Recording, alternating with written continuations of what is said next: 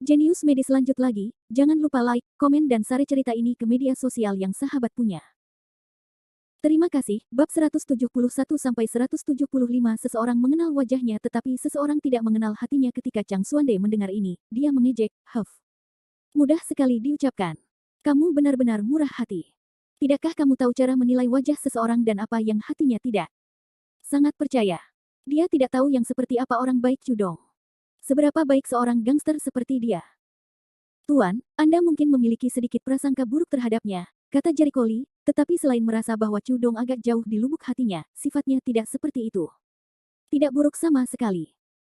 Jika dia benar-benar seburuk itu, dia pasti sudah lama bersekongkol dengan seseorang seperti Zhu Dadao, dan tidak akan kehilangan nyawanya hanya untuk menyelamatkan Yuhi dan Yuhi. Prasangka. Chang Xuande tidak setuju, kamu hanya melihat sisi baiknya, dan bukan sisi buruknya. Pikirkan baik-baik. Jika kamu mengatakan bahwa seseorang yang main-main dengan masyarakat terpaksa bertahan hidup, maka itu bisa dimengerti. Tapi jika itu karena alasan lain, dia tidak melanjutkan, tapi Jericho Lee tahu apa yang ingin dia katakan. Jika bukan karena fakta bahwa mereka dipaksa untuk bertahan hidup, kemungkinan besar motif awal mereka menjadi preman tidaklah murni. Beberapa orang menganggap menjadi gangster dan bergaul di masyarakat adalah hal yang keren, tetapi mereka tidak tahu bahwa itu adalah ide yang naif. Bahkan ada yang mengira menjadi preman yang tinggal bersama kakak laki-lakinya bisa menghasilkan banyak uang. Orang seperti ini bermasalah dan tidak bisa dibandingkan dengan kata baik atau murni. Belum lagi, ada motif yang lebih buruk lagi. Misalnya, seorang pencuri kecil yang pernah terlibat dalam penipuan dan tidak mampu menjalani kehidupan yang layak, hanya mengetahui cara memanfaatkan situasi tersebut. "Guru, saya mengerti, saya akan lebih berhati-hati di masa depan," Chang Xuande mengingatkannya akan niat baik. Ngomong-ngomong, orang-orang yang baru saja berinteraksi dengannya, seperti Yuhi dan Cudong, sepertinya bukan orang yang serius. Terutama Yuhi, yang telah membuka klub malam sebesar itu, orang-orang yang biasa berinteraksi dengannya adalah orang kaya atau bangsawan. Tidak peduli bagaimana orang melihatnya, mereka tidak terlihat seperti domba kecil yang sederhana. Dia tiba-tiba menyadari bahwa dia tampaknya telah menjadi saudara angkat dengan Yuhi, yang tampaknya sangat bersemangat dan percaya padanya. Dia tahu itu karena dia telah banyak membantu Yuhi sehingga Yuhi sangat menghargainya. Namun, setelah mendengar pengingat Chang Xuande, dia menyadari bahwa dia telah melupakan hal yang sangat mendasar, yaitu menjaga jarak. Memang benar Yuhi memiliki hubungan yang baik dengannya, tapi Yuhi sendiri sudah mengalami banyak masalah. Dia tidak bisa dekat dengannya hanya karena dia memiliki hubungan baik dengan Yuhi. Menjaga jarak adalah hal yang benar untuk dilakukan. Bagus jika Anda memahaminya. Ada beberapa hal yang sebaiknya dibiarkan sesedikit mungkin sebelum Anda menjadi tidak mampu melakukannya, Chang Xuande mengingatkannya sekali lagi. Jericho Lee mengangguk, seolah sedang memikirkan sesuatu. Dia tahu bahwa Chang Xuande diam-diam menunjukkan masalah pada tubuh Cudong, meskipun Chang Xuande tidak tahu masalah apa yang dialami Cudong, tetapi tebakan ini tidak salah sama sekali, dan tebakannya sangat akurat, tidak hanya keseluruhan Cudong. Tubuhnya dipenuhi masalah, dia juga dalam masalah besar. Yuhi juga telah memperingatkannya tentang hal yang sama. Dia seharusnya tidak terlibat dengan dendam antara Yuhi dan dirinya sendiri, jika tidak, dia hanya akan mencari masalah. Namun pada saat itu dia tidak mendengarkan, dan sifatnya bersikeras untuk campur tangan. Tentu saja, dia tidak bertindak sembarangan tanpa rasa percaya diri. Dengan kekuatannya saat ini, tidak banyak yang bisa mengancamnya, setidaknya tidak ada geng naga laut atau geng naga laut miliknya. Kecuali mereka dapat menemukan seorang ahli yang juga seorang kultivator tahap meditasi. Namun ahli seperti ini tidak menyukai kubis. Jika seseorang mengambil banyak dari mereka, mereka akan dapat menemukannya dengan mudah. Melihat reaksi Jericho Lee, Chang Xuande menghela nafas lega. Sebenarnya, dia tidak ingin Jericho Lee terlibat dalam kekacauan seperti itu. Bagaimanapun, Jericho Lee memiliki keterampilan medis bawaan yang luar biasa. Jika ia bisa berkonsentrasi belajar kedokteran, prospek masa depannya tidak akan terbatas, dan terlibat dalam hal lain akan mempengaruhi kemampuannya belajar kedokteran. Ini adalah situasi yang tidak ingin dilihatnya. "Ikutlah denganku," kata Chang Xuande sambil berbalik dan berjalan ke aula dalam. Dia mengeluarkan sebuah buku kedokteran yang tebal dan berkata, "Ambillah buku kedokteran ini. Sebaiknya kamu bisa membacanya dalam seminggu, tidak perlu memaksakannya meskipun kamu tidak bisa membacanya." Bakat medis Jericho Lee telah lama menyegarkan pengetahuannya, jadi dia tidak perlu menguji ingatan Jericho Lee dengan buku kedokteran lagi. Saat menerima buku kedokteran, Jericho Lee melihat tulisan Neurological Foundation tertulis di sampulnya. Matanya berbinar, dan dia segera mengucapkan terima kasih, guru. Saya akan melakukan yang terbaik untuk menyelesaikan buku ini. Tidak ada keraguan bahwa buku ini baru saja diberikan kepadanya oleh Chang Xuande. Itu karena luka Cudong, yang berhubungan dengan saraf dan pembuluh darahnya. Ada hubungan besar antara ilmu saraf dan cedera tulang. Kedua teori tersebut saling melengkapi dan saling berhubungan satu sama lain. Ini juga merupakan pelatihan khusus di bidang cedera tulang. Kamu boleh pergi sekarang. Sudah waktunya rumah sakit pulang kerja. Baiklah Tuan. Jericho Lee dengan senang hati pergi sambil membawa buku panduan medis. Di jalan keluar, dia melihat ekspresi suram Kuang Ziming dan tiga lainnya, dan sudut mulutnya membentuk ejekan samar saat dia memasuki halaman belakang. Apa yang sedang terjadi? Bukankah dia memprovokasi geng naga laut? Kenapa tidak ada yang salah? Wajah Bao Ziming menjadi gelap, sama sekali tidak bisa menutupi kepalanya. Yan Zhou juga tidak bisa mengerti, bahkan naga laut gang datang mencari kita, bagaimana mungkin beberapa berandalan mengerti bahwa kita dipukuli dan melarikan diri, tapi bukankah dia mengejar kita, apakah dia tidak bertemu dengan siapapun dari geng naga laut? Bagaimana mungkin? Orang yang bermarga Chu itu sudah terluka sedemikian rupa, jelas sekali dia dipukul oleh seseorang dari geng naga laut, bukan berarti aku tidak mengenal orang seperti ini. Mao Hai langsung menolak. Dia adalah yang paling berpengetahuan dari keempatnya, dan relatif akrab dengan situasi di jalan. Cudong adalah salah satu pemimpin penjahat ini. Dia hampir sama dengan Zhu Dadao dan bertarung dengan lebih ganas. Namun, dibandingkan dengan dua geng besar, geng naga laut dan geng bulan darah, mereka jauh lebih lemah. Alasan mengapa Cudong dipukuli seperti itu jelas karena geng naga laut miliknya. Kalau aku tahu, kenapa kamu tidak memberitahuku lebih awal? Bao Ziming memelototinya. Mengapa Jericho Lee bersama Cudong? Mereka tidak pernah menyangka bahwa Jericho Lee sebenarnya ada hubungannya dengan Cudong, dan dia bahkan memanggilnya teman. Alis Mao Hai terjalin erat. Setelah memikirkannya sebentar, dia berkata, saya kira itu pasti karena kita punya Zhu Dadao menghalangi jalannya tadi. Dia berlari untuk memeriksa keberadaan Zhu Dadao, dan secara kebetulan menemukan Cudong. Saya mendengar bahwa Cudong dan Zhu Dadao adalah musuh bebuyutan, dan musuh dari musuh adalah teman mereka. Ini mungkin cara mereka mengenal satu sama lain. Mereka bertiga sadar, tak heran Jericho Lee bercampur dengan orang seperti Cudong, lagi pula merekalah yang menambahkan bahan bakar ke dalam api. Sial, kalau aku tahu lebih awal, saya akan waspada terhadap Cudong. Tanpa dia, rencana kita sebelumnya mungkin tidak akan gagal. Ketika Mao Hai memikirkannya kembali sekarang, dia menyadari bahwa dia telah melakukan kesalahan yang sangat besar. Dia hanya berpikir bahwa Zhu Dadao akan merahasiakannya, tetapi dia tidak pernah memikirkannya. Tentang musuh Zhu Dadao meskipun itu adalah rencana yang sempurna, itu gagal. Bab 172 pertimbangkan mundur, apa gunanya menyesalinya sekarang? Sudah terlambat. Kuang Ziming mendengus tidak senang. Tidak peduli siapa yang datang kemudian, mereka tidak akan pernah memikirkannya dengan matang. Siapa yang bisa disalahkan atas situasi saat ini yang disebabkan oleh kecerobohan sesaat? Mao Hai tidak berminat untuk berdebat, dan menghela nafas, dia mengenal Cudong, mungkin Cudong yang membantunya memblokir orang-orang dari geng naga laut. Kamu mengatakan bahwa orang yang diblokir oleh naga laut Gang Cudong untuknya terluka sendiri. Mendengar itu, Bao Ziming hanya bisa menggelengkan kepalanya, itu tidak mungkin kan? Akankah Cudong begitu setia? Aku tidak tahu. Tidak apa-apa memberi mereka uang saja. Mao Hai menjawab dengan santai. Bao Ziming terkejut, dan setelah beberapa saat, alisnya mengendur, berpikir bahwa memang bisa jadi seperti itu, kamu benar, uang membuat perbedaan. Mungkin karena dia memberi Cudong begitu banyak manfaat, Cudong membantunya menangani orang-orang dari geng naga laut. Meskipun Cudong ceroboh, tetapi di depan keuntungan, siapa yang bisa menolak godaan seperti itu? Bajingan kecil itu pasti punya banyak trik. Dia bahkan bisa membeli Cudong dengan ini. Wajah mereka menjadi gelap saat mereka tetap diam. Sangat jelas bahwa Jericho Lee tidak menerima kerusakan apapun dari geng naga laut, yang merupakan kabar buruk bagi mereka. Mereka benar-benar ingin mencabik-cabik Jericho Lee, sehingga dengan begitu, tidak ada yang bisa bersaing memperebutkan posisi murid resmi dengannya. Setelah keheningan yang tidak diketahui, Kuang Ziming adalah orang pertama yang berbicara dan memecah keheningan. Jangan berkecil hati, bukan berarti tidak ada peluang, hanya karena dia sangat senang bukan berarti dia akan menang. Kamu benar. Mereka bertiga menarik napas dalam-dalam, mencoba membuat ekspresi mereka lebih normal. Ayo kita kembali dulu. Saat kita kembali, kita harus memikirkan cara untuk mengalahkannya, kata Kuang Ziming dengan suara yang dalam. Mereka bertiga saling memandang dan mengangguk. Mereka berempat keluar dari rumah sakit dan menutup pintu. Ketika mereka pergi, Kuang Ziming melihat ke belakang ketiga orang itu dengan ekspresi aneh. Hati semua orang sedikit gugup, tidak ada yang berinisiatif memecahkan jendela. Sepertinya ketiga orang ini benar-benar tidak berguna. Saya harus mempertimbangkan rencana pelarian. Kuang Ziming tidak menyadari bahwa fakta bahwa dia telah mengintip catatan medis Qi Wei telah menimbulkan kecurigaan dan kecurigaan ketiga orang tersebut. Setidaknya, Baginya, Mao Hai dan dua orang lainnya sepertinya sudah tidak berguna lagi baginya, apalagi sekarang Jericho Lee sedang menjadi pusat perhatian.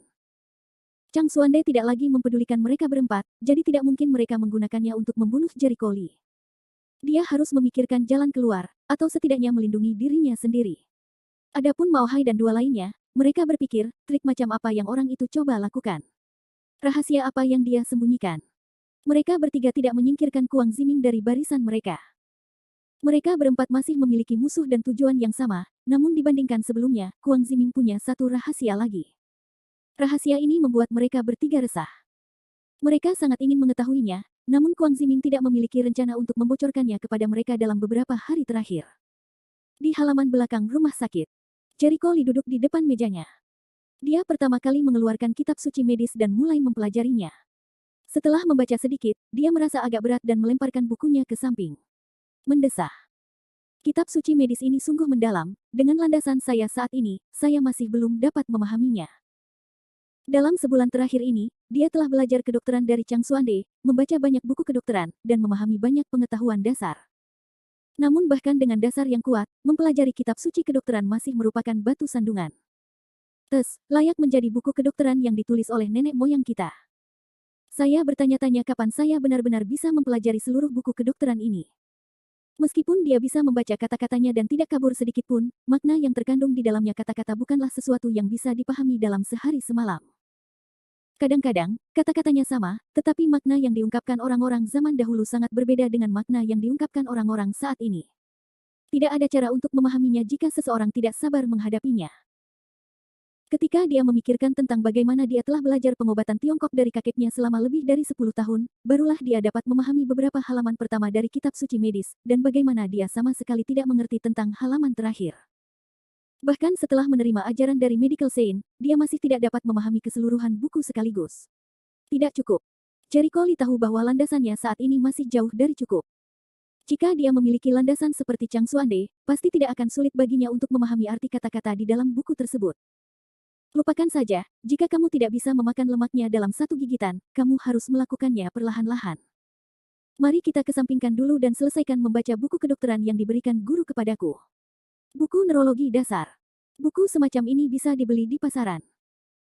Memang tidak dianggap sebagai buku kedokteran yang berharga, namun yang berbeda dengan pedagang kaki lima di luar adalah buku ini memiliki berbagai macam catatan dan catatan yang ditinggalkan Chang Xuande setelah dibaca.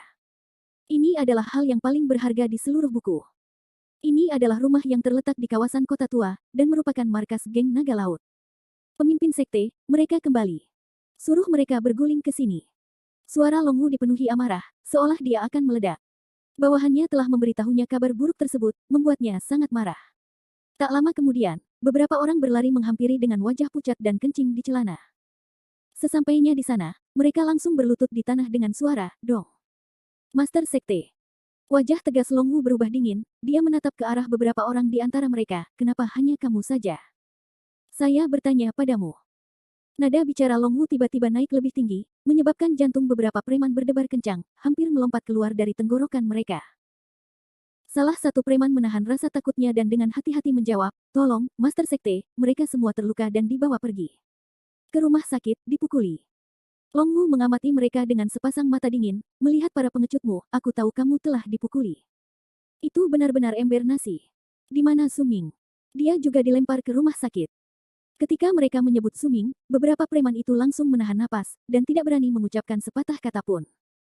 Melihat penampilan para preman ini, Longwu sangat marah.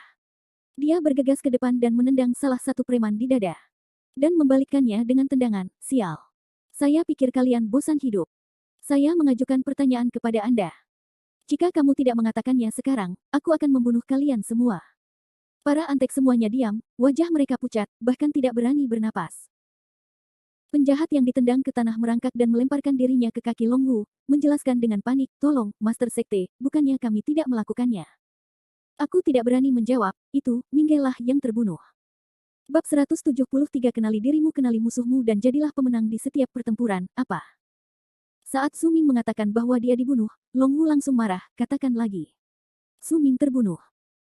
Penjahat itu semakin ketakutan, tubuhnya gemetar seperti saringan, dia mati." Longwu sangat marah, wajahnya muram dan menakutkan, matanya menatap lurus ke arah penjahat itu, "Sialan.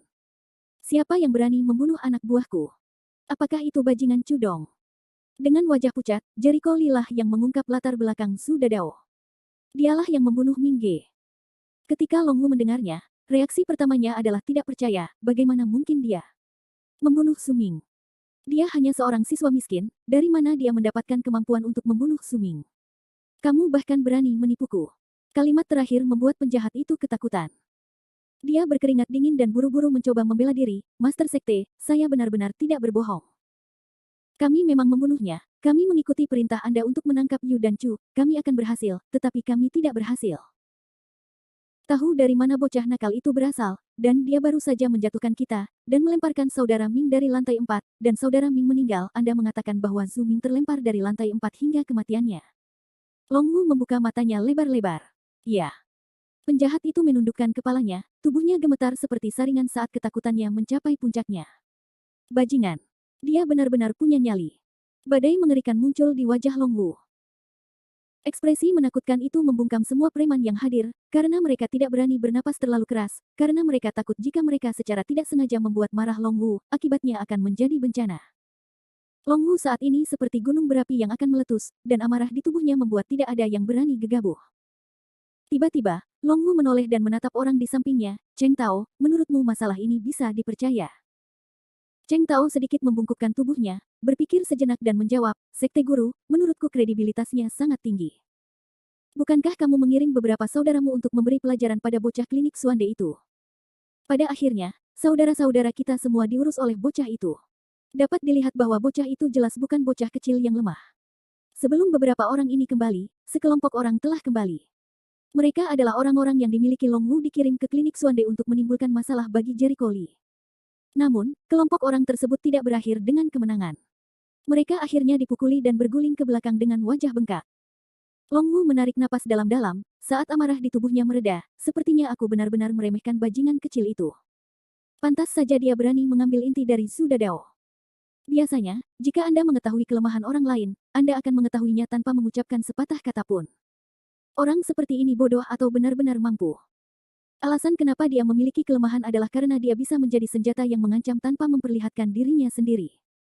Namun, jika dia terekspos, itu berarti dia akan terjatuh dan harus menghadapi serangan balik dari orang yang diancam. Tanpa kemampuan untuk melindungi dirinya sendiri dan melihat kekurangan orang lain, dia sangat bodoh. Jelas sekali bahwa Jericho Lee tidak berada dalam situasi seperti ini. Dia telah mengetahui kelemahan Zhu Dadao, dan tidak khawatir Zhu Dadao akan membalas dendam padanya, atau terlebih lagi, menarik balas dendam orang-orang di belakang Zhu Dadao. Orang seperti ini mungkin sombong, terlalu percaya diri, tetapi karena Jericho Lee dapat dengan mudah mengurus orang-orang yang dikirim Long Wu, dan bahkan membunuh Su Ming, Long Wu tidak menganggap Jericho Lee sombong. Siapa tahu, anak ini mungkin lebih kuat dari yang dia kira. Master Sekte seharusnya bisa tahu, bocah itu pasti adalah master tersembunyi, siapa yang tidak tahu bahwa Zhu Dadao mendapat dukungan kita. Dia masih berani melakukan itu, jadi kamu bisa melihat dia tidak peduli dengan kita sama sekali. Orang seperti ini bisa jadi sombong atau memiliki keterampilan yang kuat, mereka sama sekali tidak peduli dengan balas dendam kita. Cheng Tao punya alasan kuat untuk percaya bahwa Jericho Lee adalah seorang ahli yang menyembunyikan kekuatannya. Apa yang kamu katakan masuk akal, Long Wu menganggukkan kepalanya. Dia tidak berpikir bahwa akan ada orang yang tidak berani menghormati geng naga laut sama sekali mengingat ketenaran mereka yang luar biasa di bidang ini. Rerumputan di kuburan manusia yang tidak mereka perhatikan sudah setinggi 30 kaki. Sekte Guru, menurutku kita harus memikirkan hal ini dengan matang dan membuat rencana yang baik. Jika tidak, jika kita dengan ceroboh mengirim orang untuk merawat anak itu, kita mungkin kehilangan nyawa. Cheng Tao berkata dengan sungguh-sungguh. Aku tahu, bahkan tanpa pengingat Cheng Tao, Long Wu tidak akan sembarangan mengirim orang untuk mencari masalah dengan Jericho Lee. Setelah berpikir sejenak, Long Wu berkata, teman-teman, segera selidiki latar belakang bocah itu. Cheng Tao tertegun, Master Sekte, ini adalah mengenal diri sendiri dan mengetahui musuhmu adalah yang terbaik, bocah itu akan selalu menjadi momok jika dibiarkan. Jika dia tidak mati, Yuhi tidak akan pernah menurunkan kekuatannya. Kepala, hanya jika dia mati, Zhu Dadao akan dikeluarkan. Hanya dengan kemampuan Yuhi dan Cudong, mustahil bagi mereka untuk menahan ancaman geng naga laut. Biarpun Yuhi keras kepala, berapa lama dia bisa menanggungnya sendirian? Cepat atau lambat, hal itu akan jatuh ke tangan mereka. Dan jika Jericho Lee tidak mati, dia akan pergi dan menyelamatkan Yuhi. Dengan dukungan seperti itu, Yuhi memiliki keyakinan dan keyakinan untuk terus melawan geng naga lautnya sampai mati. Oleh karena itu, apapun yang terjadi, dia harus membunuh Jericho Lee. Ketika Cheng Tao mendengar ini, dia menunjukkan wajah pengertian. Dia ragu-ragu sejenak sebelum dengan ragu bertanya, Sekte Guru, menurut Anda apakah mungkin bagi kami untuk menyuapnya? Beli anak itu. Long Wu menoleh dan mendengus dengan nada menghina, tidak bersalah. Berdasarkan bagaimana bocah itu bersama Yuhi, jika kita ingin menyuapnya, dia pasti sudah disuap oleh Yuhi. Apalagi fakta bahwa dia berselisih dengan Yuhi. Tidak mungkin dia disuap oleh kita. Awalnya, Cheng Tao bermaksud mengatakan bahwa selama manfaat yang dijanjikan mencukupi, itu mungkin bukan tidak mungkin. Namun, setelah memikirkannya sebentar, dia memutuskan untuk menahan diri. Kalau dipikir-pikir dengan hati-hati, ada sedikit konflik antara Jericho Lee dan geng naga laut, dan Long Wu selalu mengirim orang untuk menangkap Jericho Lee. Selama dia tidak bodoh, mustahil baginya untuk berpindah pihak dengan geng naga laut. Konflik antara kedua belah pihak sudah tidak dapat didamaikan, dan Jericho Lee sudah berbaris, memilih untuk tetap bersama lawannya, Yuhi. Ajak beberapa saudaramu dan selidiki semua detail bajingan kecil itu. Saya akan menghubungi gubernur kabupatenmu. Apapun yang terjadi, sebelum masalah ini terselesaikan, dia harus melindungi Zhu Dadao dan mempertahankan kasusnya. Jika mereka tetap tidak memaksa Yuhi untuk menyerah, Zhu Dadao pasti sudah dihukum. Ya, saya akan melakukannya bawa teman-temanku untuk menyelidikinya. Cheng Tao menerima perintah tersebut dan segera memilih beberapa bawahan, dan mulai menyelidiki latar belakang Jericho Lee. Adapun Long Wu, ia segera pergi mencari orang penting untuk mendapatkan informasi terkini tentang situasi saat ini, terutama untuk memastikan keselamatan Zhu Dadao. Masing-masing pihak akan makmur, dan masing-masing pihak akan menderita kerugian. Sebagai belalang di atas perahu, jika Zhu Dadao menyukainya, itu tidak akan menguntungkan mereka. Bab 174 meminta bantuan dari Chang Xuan di 4-5 hari berikutnya, segalanya sangat damai. Selama beberapa hari ini, ketika Jericho Lee memiliki waktu luang, dia akan mempelajari dan mempelajarinya dengan cepat. Dia telah membaca lebih dari separuh buku yang membutuhkan waktu 3 atau 4 bulan bagi orang normal untuk menyelesaikannya. Dalam 2 hari lagi, dia akan bisa menyelesaikan semuanya. Adapun hal-hal yang tidak dia mengerti, dia akan bertanya pada Chang Xuande, dan Chang Xuande akan dengan senang hati menjawabnya. Dalam beberapa hari, dia secara bertahap mulai memahami ilmu saraf. Saraf, menurut pengobatan Tiongkok, adalah tendon dan vena. Tubuh manusia memiliki tendon dan vena yang tak terhitung jumlahnya, dan masing-masingnya berhubungan dengan banyak titik akupuntur. Seni akupuntur memiliki tujuan yang sangat penting, yaitu menemukan titik akupuntur yang benar pada tendon dan vena, dan menggunakan aliran udara antara tendon dan vena untuk bersirkulasi, untuk mencapai tujuan penyembuhan luka. Adapun pengobatan Tiongkok untuk mengobati cedera tulang, di satu sisi, harus menghindari beberapa tendon dan vena yang sensitif, serta beberapa titik akupuntur yang lemah, di sisi lain, harus menemukan titik akupuntur yang tepat yang dapat mempercepat penyembuhan cedera, dan harus menggunakan akupuntur, tanaman obat, dan cara lain untuk mengobati cedera tulang. Jika akupuntur dan obat-obatan tidak dapat diobati, maka akan digunakan operasi akupuntur dan moksibusi, yang juga merupakan operasi jarum stiletto. Pembedahan adalah hal yang umum dalam pengobatan modern, namun pengobatan modern memiliki kelemahan besar. Memotong tubuh seseorang dengan pisau bedah tanpa rasa takut berarti menghancurkan tendon dan pembuluh darah tubuh. Namun, perbaikan pembuluh darah dan tendon yang rusak sangatlah sulit. Hal ini pula yang menjadi alasan mengapa banyak orang menjalani operasi setelah menderita luka parah. Bahkan jika luka mereka pulih, tubuh mereka tidak akan bisa pulih ke ketangkasan mereka sebelumnya.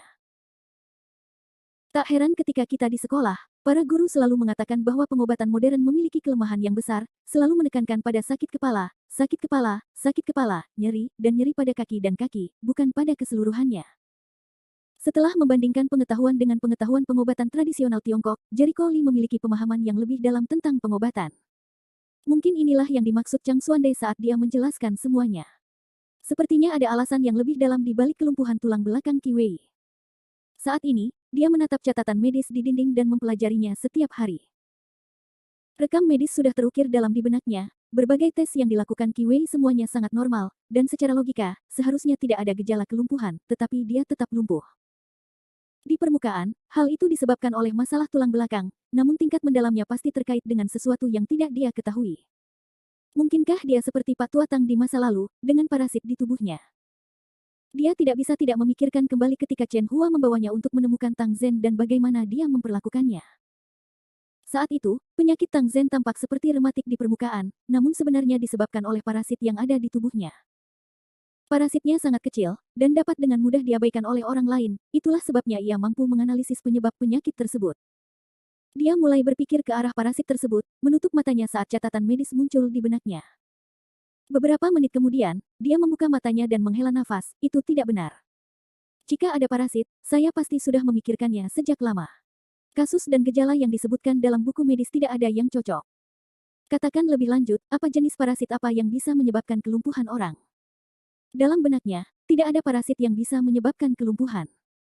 Mungkin dia bodoh dan kurang informasi, tapi untuk bisa membuat instrumen medis sama sekali tidak bisa memindainya, bisakah parasit ini transparan?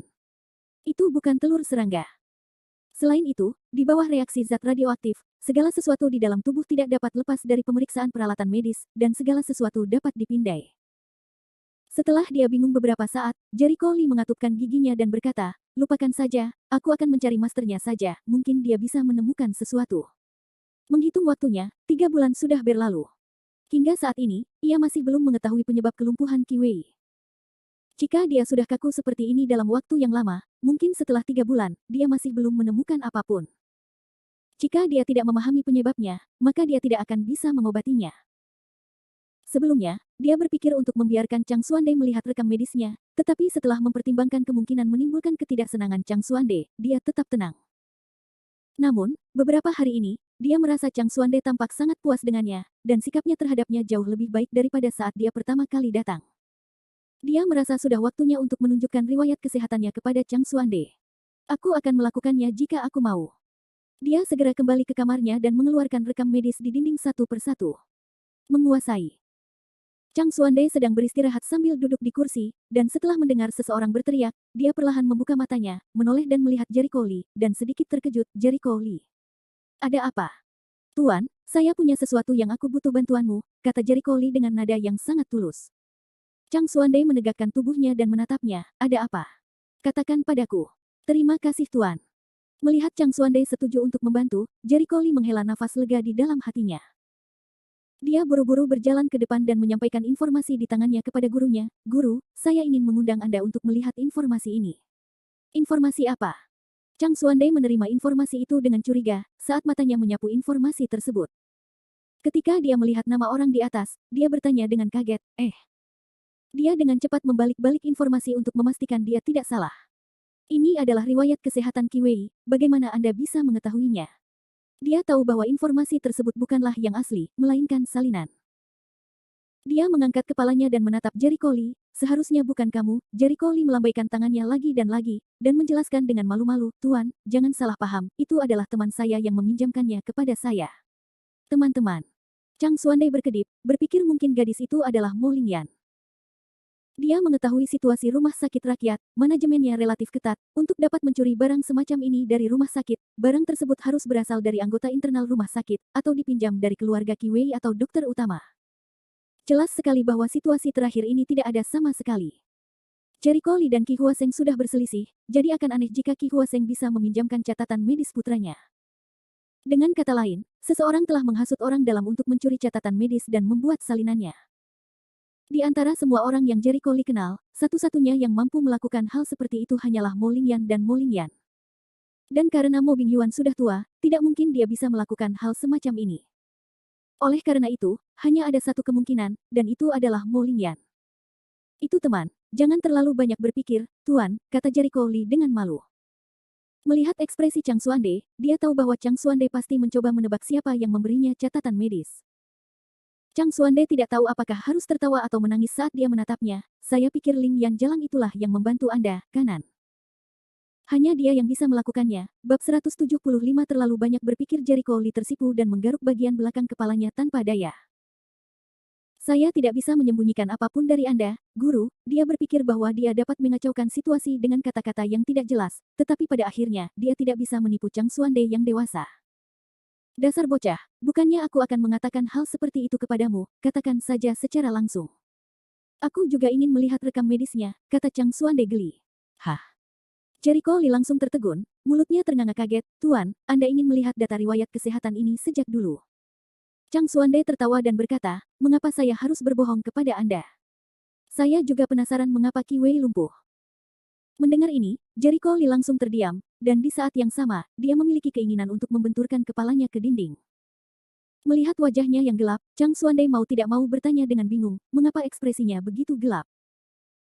Jericho Lee ingin mengatakan sesuatu, tapi pada akhirnya, dia tidak berani mengatakannya dengan lantang. Dia tidak bisa mengatakan bahwa dia terlalu memikirkannya, berpikir bahwa Chang Xuande akan menolak membantunya. Betapa memalukan, sungguh memalukan. Kapan kamu mendapatkan informasi ini? Chang Xuande bertanya lagi. Jericho Lee menjawab dengan malu-malu, sekitar 20 hari. Mendengar itu, Chang Xuande terdiam, dia tidak mengatakan apa-apa untuk waktu yang lama, dan tiba-tiba sepertinya memahami sesuatu, jadi selama 20 hari terakhir, Anda telah menggunakan informasi ini untuk meneliti diri sendiri, dan tidak berhasil menelitinya. Apapun, dan hanya datang mencariku karena kamu tidak bisa menahannya. Jericho Lee menunduk, terlalu malu untuk berbicara. Melihat reaksinya, apa yang tidak dipahami Chang Xuande? Dia menatapnya dengan marah dan geli. Kamu bajingan, aku tuanmu. Tidak normal untuk bertanya, tapi kamu takut aku tidak akan membantumu. Kamu adalah orang yang direkomendasikan oleh orang tua itu, jadi aku akan melihatmu untuknya. Sake. Terlebih lagi, aku juga penasaran dengan informasi ini, Jericho Lee adalah seseorang yang direkomendasikan oleh Mo Bingyuan. Sebagai teman lama, mustahil bagi Chang Xuande untuk tidak peduli dengan wajah Mo Bingyuan. Jericho Lee sudah meninggal. Ujiannya sejak lama, dan sekarang dia adalah murid resmi rumah sakit, dan merupakan muridnya dalam nama, sangat dibenarkan jika gurunya membantu muridnya memecahkan masalah. Tentu saja, poin yang paling penting adalah Chang Xuande sudah sangat penasaran dengan penyebab kelumpuhan Qi Wei. Pada levelnya, rekam medis normal tidak dapat membangkitkan minatnya. Hanya kasus-kasus sulit yang mampu menggugah semangatnya. Mampu memecahkan suatu masalah medis tidak diragukan lagi merupakan cara terbaik untuk membangkitkan semangatnya dan membuatnya gila. Jericho Lee menutup wajahnya menjadi lebih gelap. Dia tiba-tiba menyadari bahwa dia benar-benar menangis karena dia bodoh. 3 kata, terlalu banyak berpikir. Pada awalnya, dia mengira jika dia mencuri perhatian dari Kuang Ziming dan 3 orang lainnya, dia tidak akan terlalu puas dan malah akan menyebabkan Chang Xuande menarik perhatiannya. Karena itu, dia memutuskan untuk perlahan mencari kesempatan yang cocok untuk bertanya lagi. Dia juga khawatir jika dia tiba-tiba meminta bantuan Chang Xuande, karena dia tidak memenuhi syarat, dia akan bersikap kasar dan menyebabkan Chang Xuande merasa jijik. Dia telah belajar sendiri selama 20 hari, dan pengetahuannya sangat terbatas. Dia tidak bisa menahannya lagi, pikirnya dalam hati, kalau begitu aku akan mati, jika aku dimarahi aku akan dimarahi, akhirnya aku memutuskan untuk mencari Chang Xuande. Siapa yang tahu bahwa dia telah berpikir terlalu banyak sebelumnya, dia benar-benar ingin mati. Dia ingin memasukkan matanya dan mengucapkan selamat tinggal pada dunia ini. Baiklah, duduklah. Aku akan melihatnya. Chang Xuande mengambil rekam medis satu persatu dan mulai memeriksanya. Jericho Lee lalu diam-diam duduk di kursi di samping, menunggu hasilnya. Chang Xuande sangat fokus, dia sangat berhati-hati dengan informasinya, takut dia akan melewatkan apapun, tetapi dengan sangat cepat dia mengerutkan kening, aneh.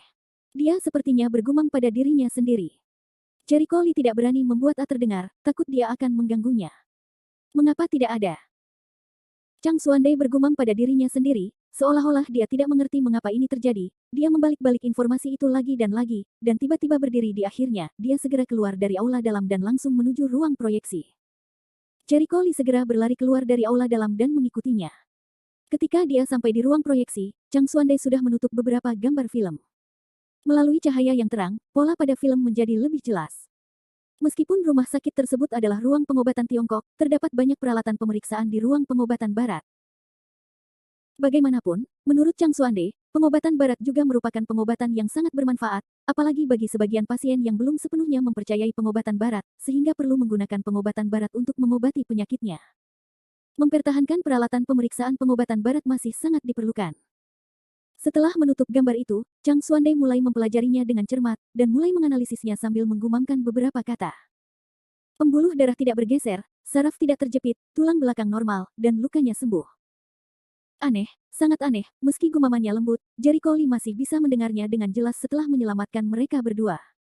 Di dalam kamar, karena pendengarannya bagus. Tampaknya bahkan Chang Xuande pun dalam masalah. Gambarnya terlalu kecil. Perbesar dan lihat. Chang Xuande berpikir peta itu terlalu kecil, dia tidak bisa melihatnya dengan cukup jelas, jadi dia segera memproyeksikan gambar itu ke layar besar di ruang proyeksi. Ketika gambar itu ditempatkan di layar besar, yang berukuran 4 atau 5 meter lebar, seketika menjadi lebih jelas. Chang Xuande melihat peta dengan hati-hati, tidak melewatkan satu bagian pun. Satu-satunya suara di ruangan itu adalah gumaman Chang Xuande. Hati Jericho Lee tidak tenang, kacau. Dia sangat berharap itu Chang Xuande bisa memikirkan sesuatu. Jika dia bahkan tidak bisa melihat melalui Chang Xuande, maka benar-benar tidak ada harapan. Aneh, Chang Xuande mengucapkan suara bingung. Dia mengerutkan kening, tidak dapat memberikan jawaban tidak peduli bagaimanapun caranya. Banyak yang dia pikirkan. Gumaman semacam ini berlangsung selama 1 jam. Hanya setelah melihat semua diagram berulang kali, Chang Xuande mematikan proyektor. Melihat itu, Jericho Lee bergegas maju dan bertanya dengan lembut, "Tuan." Chang Xuande mengambil napas dalam-dalam dan menghembuskannya dalam-dalam sebelum berbalik menatapnya dan menggelengkan kepalanya. Jericho Lee terkejut, dia terkejut, "Tuan, Anda juga tidak tahu." Dia sangat kecewa. Ini sudah berakhir. Bahkan Chang Xuande tidak tahu, tapi kali ini, mungkin tidak ada cara untuk menyembuhkan Qi Wei. Jangan kecewa dulu, Chang Xuande tiba-tiba mengatakan sesuatu yang mengejutkan semua orang. Jericho Lee terkejut, "Guru, apa yang Anda maksud dengan itu? Mungkinkah segalanya bisa berubah menjadi lebih baik?" Bukan itu yang dia pikirkan, tapi bagaimana mungkin Chang Xuande tidak bisa memahaminya. Saya telah melihat semua peta datanya. Bahkan peta film dipindai dengan proyeksi cahaya tinggi. Dari gambar tersebut, tidak peduli apakah itu saraf atau pembuluh darah, tidak terpengaruh oleh tekanan eksternal apapun. Cedera pada tulang belakang juga telah diperbaiki. Patah tulang kakinya juga telah disembuhkan. Di permukaan, memang benar bahwa dia tidak boleh lumpuh. Chang Xuande mengatakan serangkaian hal dalam satu tarikan napas, dan cahaya terang melintas di ketajamannya. Mata. Tidak ada masalah adalah masalah terbesar. Kalau tidak salah, semua gejala ini hanya penampakan saja.